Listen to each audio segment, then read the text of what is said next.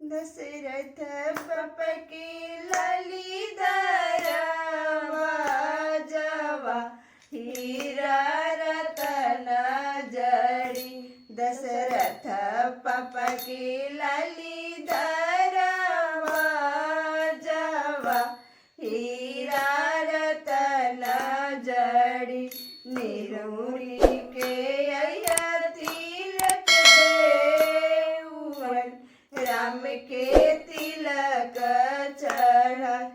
निहुरी के तिलक देवन राम के तिलक चढ़ा। इतना सूरत हमारा राम के आजुर नरियल भर।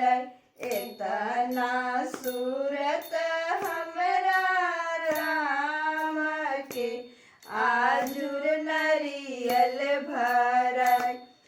दशरथ पापा के लाली दरवा जवा हीरा रतन जड़ी।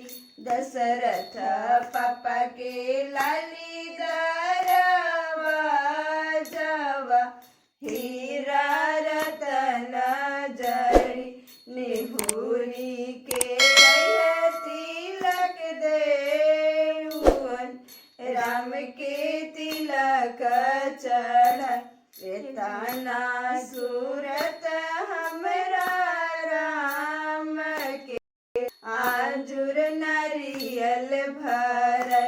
इतना सूरत हमरा राम के आजुर नरियल भर।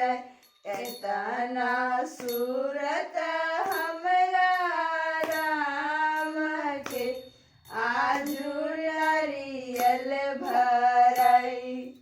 तो लाइक कर दी, चैनल कर दी। अगर फेसबुक पे देखत बानी तो पेज के जरूर से फॉलो कर दी।